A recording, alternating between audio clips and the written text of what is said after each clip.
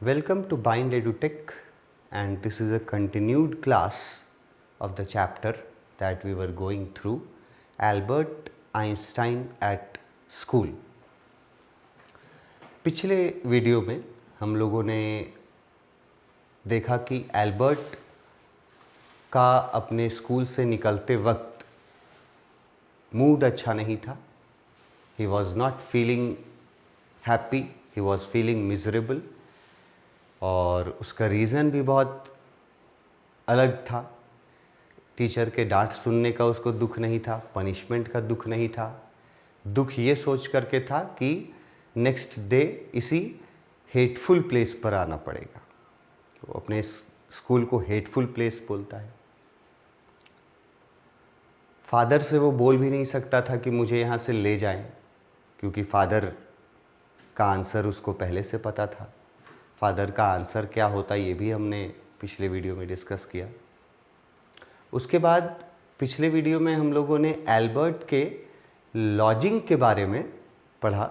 Laws word जो है उसी को लॉजिंग्स लिखा हुआ है, कि एल्बर्ट का लॉज उस शहर के सबसे गरीब इलाके में था. शहर का नाम याद रखना है, म्यूनिक. म्यूनिक नाम का शहर उस शहर में सबसे गरीब इलाके में था. और गरीब इलाके में क्यों था? क्योंकि फादर के पास ज़्यादा पैसे नहीं थे. गरीब इलाके में रहने के वजह से ख़राब खाना था, वहाँ आराम की कमी थी. मगर एल्बर्ट को इन चीज़ों से दिक्कत नहीं था, बल्कि एल्बर्ट को दिक्कत था अपने लॉज के माहौल से. लोग लड़ते झगड़ते रहते थे, गाली गलौज करते रहते थे. तो उसमें एक वर्ड यूज़ किया था, ही हेटेड द एटमॉस्फेयर. वो अपने लॉज के एटमॉस्फेयर से नफ़रत करता था. और फिर हमने उसके लॉज में जो उसकी लैंड लेडी थी उसके बारे में भी पढ़ा था कि उसकी लैंड लेडी हमेशा रेगुलरली अपने बच्चों को पीटते रहती थी, मारते रहती थी, जिससे बच्चे रोते चिल्लाते रहते थे.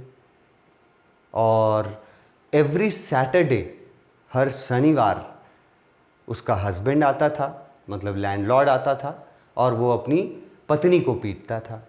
तो इस तरह से उस जगह का जो माहौल था, एल्बर्ट के लॉज का जो माहौल था, वो स्लम वायलेंस का माहौल बोला गया है. स्लम वायलेंस मतलब ऐसा माहौल जहाँ पे हमेशा हिंसा होता रहता हो, वर्बल भी, फिज़िकल भी. तो ऐसे माहौल में एल्बर्ट को बिल्कुल भी मन नहीं रहता था. पर पैसे कम होने के वजह से उसको ऐसे जगह पर रह करके गुजारा करना पड़ रहा था.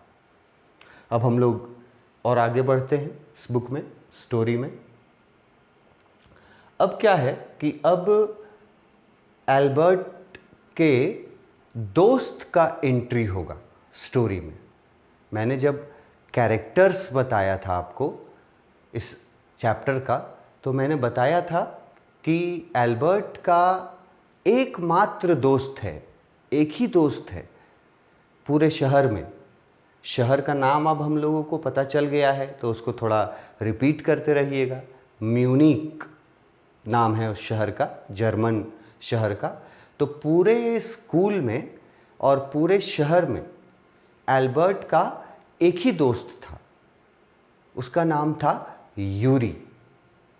तो अब स्टोरी में यूरी का एंट्री होता है, और शाम के वक्त, इवनिंग में, यूरी जो है वो विज़िट करता है एल्बर्ट के लॉज. मतलब शाम के वक्त यूरी जो है वो एल्बर्ट से मिलने एल्बर्ट के लॉज पहुंचता है. और अब इस चैप्टर में देखो कि दोनों में क्या बातचीत होता है, एल्बर्ट और यूरी में. यूरी आया हुआ है एल्बर्ट के लॉज में, और टाइम है इवनिंग का. पहला स्टेटमेंट जो है वो यूरी का है. जब यूरी आता है एल्बर्ट के लॉज में, तो एल्बर्ट यूरी को अपना दुख जो है, एल्बर्ट यूरी से अपना दुख शेयर करता है किस बात का दुख? अपने लॉज में होने वाले शोर शराबे वाली दुख।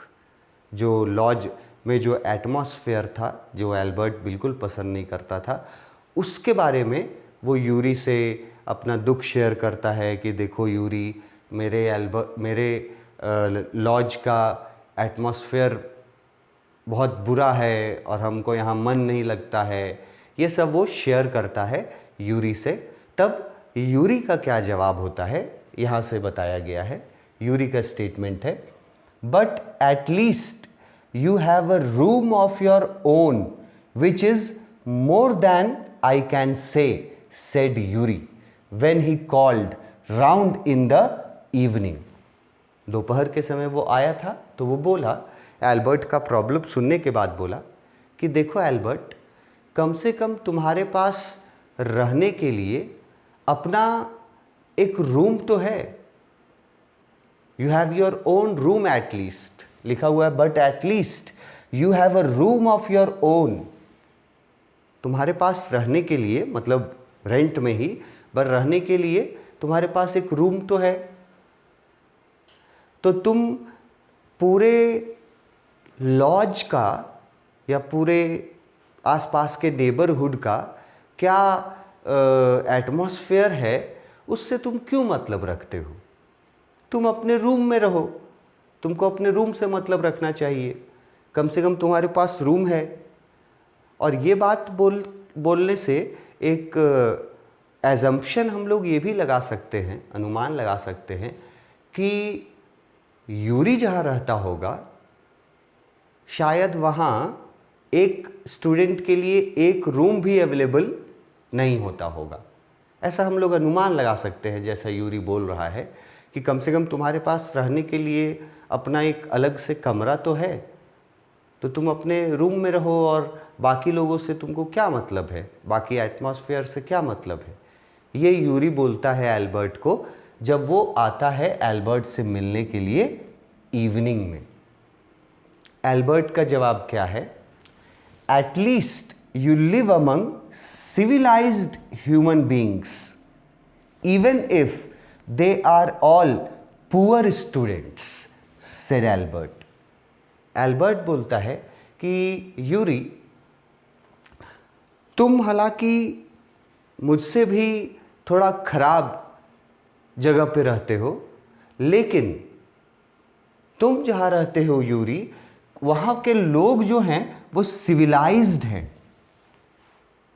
Eight least you live among civilised human beings. Civilised का मतलब क्या होता है? सभ्य। तुम सभ्य लोगों के बीच रहते हो Yuri. Even if they are all poor students. Albert बोलता है कि हालांकि तुम जिस इलाके में रहते हो, तुम्हारे आसपास के रहने वाले जो स्टूडेंट्स हैं वो काफ़ी पुअर हैं और गरीब हैं, लेकिन वो लोग क्या हैं? वो लोग सिविलाइज्ड हैं, वो लोग सभ्य हैं। ये बात एल्बर्ट बोलता है कि यूरी को कि तुम जहाँ रहते हो वहाँ गरीब लोग रहते हैं, लेकिन वो तो सभ्य लोग हैं। और देखो, एक मेरा जगह है जहाँ हम रहते हैं, वहाँ असभ्य लोग रहते हैं। वहाँ पर लोग लड़ाई झगड़ा मार पीट करते रहते हैं। तुम जहाँ रहते हो वहाँ के लोग सभ्य हैं, सिविलाइज्ड हैं। ये बोलता है एल्बर्ट। यूरी क्या जवाब देता है? They are not all civilised, Yuri replied. Yuri बोलता है कि देखो एल्बर्ट, मैं जहाँ रहता हूँ वहाँ सभ्य लोग रहते हैं, बट सभी लोग सभ्य वहाँ नहीं हैं। They are not all civilised, मतलब कि वहाँ रहने वाले सभी लोग सिविलाइज्ड नहीं हैं। और इस बात का एक एग्जाम्पल देता है यूरी। आगे यूरी क्या बोलता है? Yuri replied, did you not hear that one of them was killed last week in a duel. Yuri जो है वो एल्बर्ट को बोलता है कि मैं जहाँ रहता हूँ वहाँ ऐसा नहीं है कि सारे लोग बिल्कुल सभ्य हैं, बिल्कुल शरीफ हैं। और वो एग्जाम्पल देता है, बोलता है कि क्या तुमने नहीं सुना डिड यू नॉट हियर, क्या तुमने नहीं सुना कि पिछले सप्ताह, लास्ट वीक, पिछले सप्ताह हमारे लॉज में जहाँ यूरी रहता था वहाँ एक डुएल हुआ था। ये डुएल वर्ड बहुत इंपॉर्टेंट है, स्पेलिंग भी देख लो, DUEL। और डुएल का मतलब होता है फाइटिंग मैच। एक डुएल वर्ड, एक स्पेलिंग अलग होता है, जो प्रोनाउंसिएशन थोड़ा सा सिमिलर है, DUAL। यहां अगर DUAL लगा देते हैं तो वो हो जाता है डुएल। और डुएल का मतलब होता है दो। जैसे मोबाइल फोन्स में, स्मार्टफोन्स में आप देखते हैं लिखा हुआ रहता है डुएल सिम, मतलब कि उसमें दो सिम लगा सकते हैं। लेकिन उस डुएल का स्पेलिंग अलग होता है, ई के जगह ए होता है, यहाँ पर ई है। और इस डुएल का मतलब होता है फाइटिंग मैच। तो यूरी जो है वो एल्बर्ट को अपने लॉज में हुए एक फाइटिंग मैच के बारे में बताता है। यूरी बोलता है कि एल्बर्ट, मेरे लॉज में भी सारे लोग सिविलाइज्ड नहीं हैं, क्या तुमने नहीं सुना कि पिछले वीक हमारे लॉज में एक डुएल हुआ था, एक फाइटिंग मैच हुआ था, जिसमें एक फाइटर ने अपने विरोधी को, अपने अपोनेंट को जान से मार दिया। यहां लिखा हुआ है one of them was killed. एक फाइटर ने फाइटिंग मैच के दौरान अपने अपोनेंट को, अपने विरोधी को जान से मार दिया। ये बात एल्बर्ट जो है वो यूरी को बताता, ये बात यूरी जो है वो एल्बर्ट को बताता है कि फाइटिंग मैच हुआ था और फाइटिंग मैच में एक जो फाइटर था वो दूसरे फाइटर को जान से मार दिया था। फाइटिंग मैच यहाँ देखो लिखा हुआ है, डुएल का मतलब फाइटिंग मैच। तो ये बात यूरी बताता है एल्बर्ट को। एल्बर्ट ये बात सुन करके बहुत आश्चर्यचकित होता है और पूछता है, and what happens to the one who killed him. पूछता है कि ये बताओ कि जिस फाइटर ने हत्या किया, जिस फाइटर ने दूसरे फाइटर को फाइटिंग मैच के दौरान मार दिया, उस फाइटर का क्या हुआ, उस हत्यारे का क्या हुआ। इसका जवाब बहुत इंटरेस्टिंग देता है यूरी। जवाब देखो क्या लिखता है, nothing of course. Nothing of course मतलब जो फाइटर जो था जिसने मर्डर किया, मतलब फाइटिंग मैच में हत्या कर दी, उसको कुछ नहीं हुआ, नथिंग ऑफ कोर्स। और आगे लिखता है he is even proud of it. मतलब जिसने हत्या किया, जो हत्यारा है, उसको तो गर्व है अपने किए पर। प्राउड वर्ड यूज किया है, मतलब कि उसको तो अपने किए पर गर्व है। और आगे लिखता है his only worry is that the authorities have told him not to fight any more duels. यहां वरी वर्ड यूज किया है। देखो वरी कॉमन वर्ड है, वरी का मतलब होता है चिंता, चिंता। तो उस फाइटर ने, जिसने हत्या किया, एल्बर्ट पूछता है कि उसका क्या हुआ, क्या उसको किसी तरह की सज़ा मिली, क्या हुआ उस फाइटर का जिसने हत्या किया दूसरे का फाइटिंग मैच में। तो यूरी जवाब देता है कुछ नहीं हुआ उसको, नथिंग ऑफ कोर्स। उस हत्यारे को कुछ नहीं हुआ, उल्टा वो हत्यारा अपने किए पर क्या करता है, गर्व करता है। He is even proud of it. उस हत्यारे को एक ही बात की चिंता है, हिज ओनली वरी, मतलब एक ही बात की चिंता है उस हत्यारे को। और किस बात की चिंता है, that the authorities have told him not to fight any more duels. यहां पे ऑथोरिटीज वर्ड जो यूज हुआ है, ऑथोरिटीज का मतलब हो गया अधिकारी लोग, जो ऑफिसर्स होते हैं।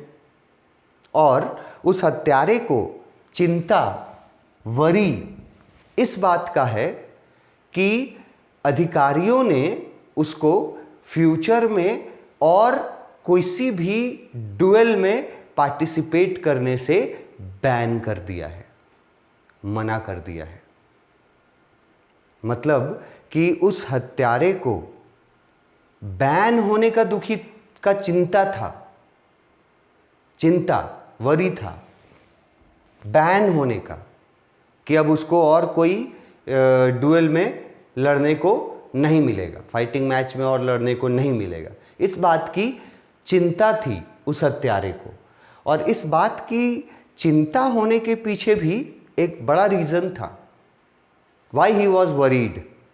इसका भी एक रीज़न था, यहाँ लिखा हुआ है, he is upset about this.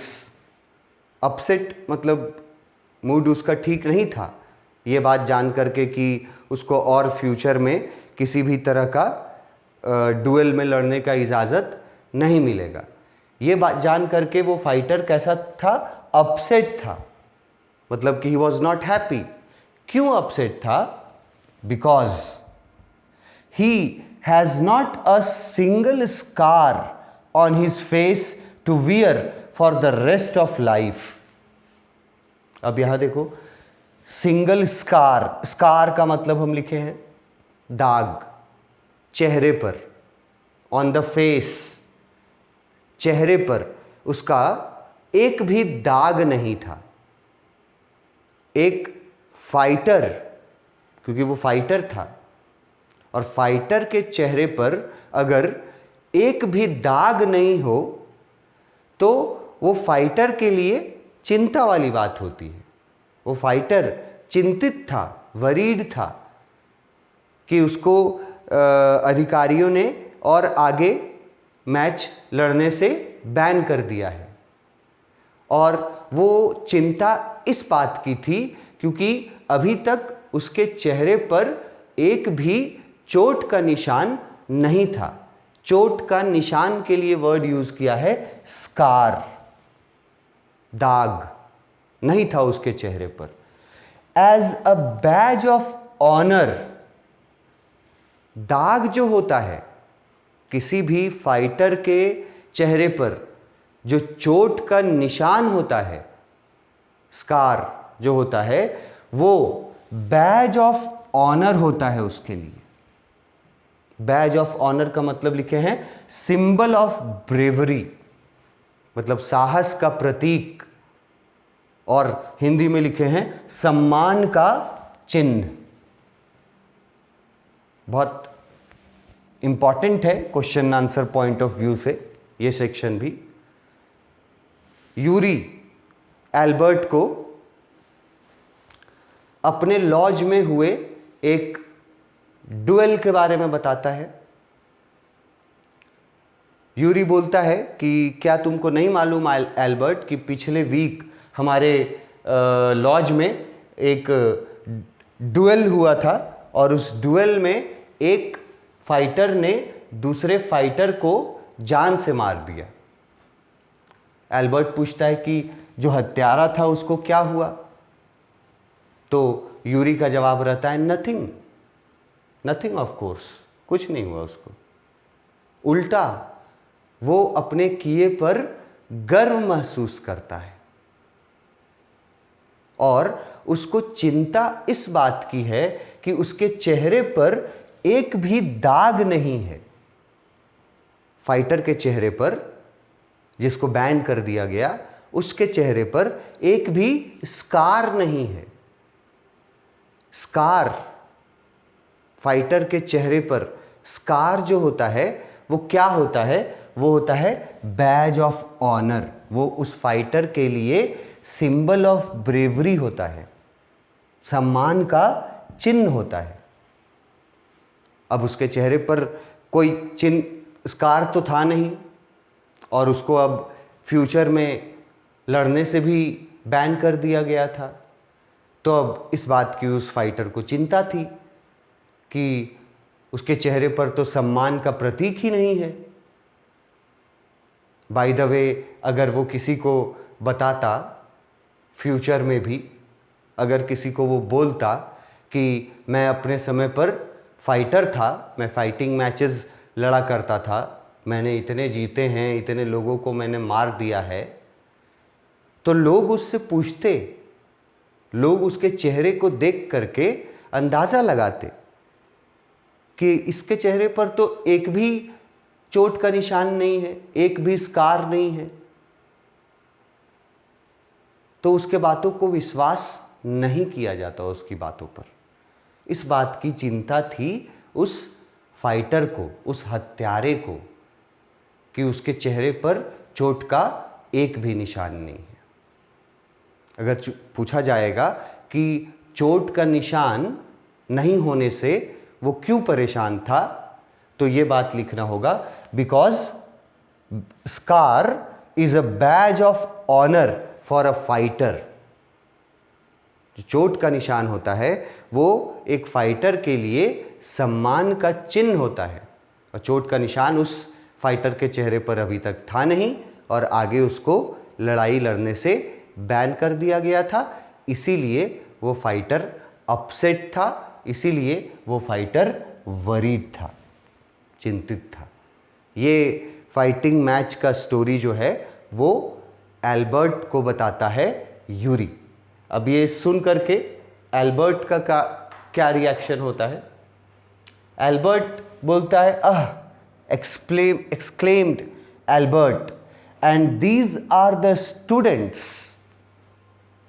Albert बोलता है, ये घटना सुनने के बाद एल्बर्ट बोलता है कि कितनी अफसोस की बात है।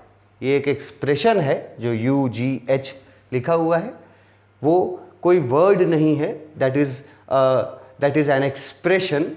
तो एल्बर्ट जो है वो एक्सप्रेशन देता है बहुत दुखी होकर के, और बोलता है and these are the students. मतलब ये जो फाइटिंग मैच हो रहा था, क्या ये स्टूडेंट्स लोग थे पार्टिसिपेट जो कर रहे थे? और यहाँ पर स्टूडेंट्स वर्ड का मतलब थोड़ा सा डिफरेंट है। स्टूडेंट वर्ड का हम लोग समझते हैं कि जो भी किसी भी क्लास में पढ़ाई कर रहा हो तो वो स्टूडेंट कहलाता है, पर यहाँ पर इस चैप्टर में, क्योंकि ये जर्मनी से रिलेटेड है, जर्मन एजुकेशन सिस्टम से रिलेटेड है, तो यहाँ पर स्टूडेंट का मतलब हो जाता है डिप्लोमा पास्ट। मतलब एल्बर्ट पूछता है कि ये जो मैचेस हो रहे थे, फाइटिंग मैचेस, क्या इसमें पार्टिसिपेट करने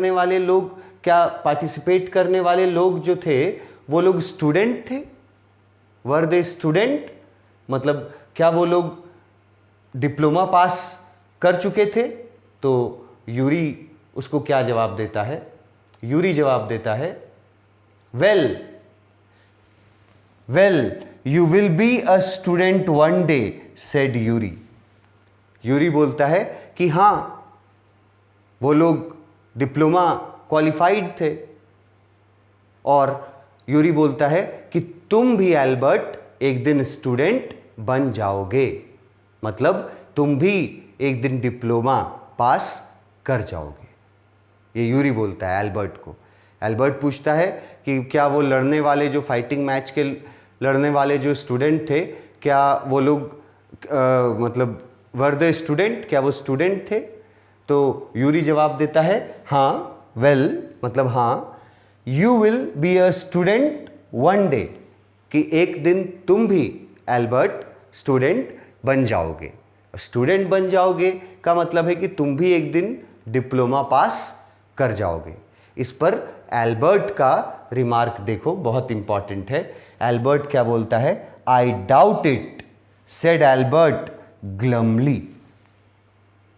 ग्लमली का मतलब है सैडली, मतलब दुखी होकर के, और डाउट वर्ड का मतलब है संदेह होना, शंका होना। जब यूरी एल्बर्ट को बोलता है कि तुम भी किसी दिन स्टूडेंट बन जाओगे, तुम भी किसी दिन डिप्लोमा पास कर जाओगे एल्बर्ट, तो एल्बर्ट का जवाब होता है आई डाउट इट, कि मुझे संदेह है यूरी कि मैं कभी स्टूडेंट बन पाऊंगा। मतलब कि एल्बर्ट को इस बात की चिंता थी, इस बात का संदेह था कि एल्बर्ट कभी डिप्लोमा पास नहीं कर पाएगा। इसलिए एल्बर्ट बोलता है I doubt it, said Albert glumly, बहुत उदास होकर के बोलता है कि यूरी तुम बोल रहे हो कि मैं भी किसी दिन स्टूडेंट बन जाऊंगा, मतलब मैं भी किसी दिन डिप्लोमा पास कर जाऊंगा, लेकिन मुझे इस बात में संदेह है, मैं शायद ऐसा न कर पाऊँ, मतलब शायद मैं डिप्लोमा पास करने में सक्षम न हो पाऊँ। इसके आगे हम लोग अपने नेक्स्ट क्लास में देखते हैं। Thank you.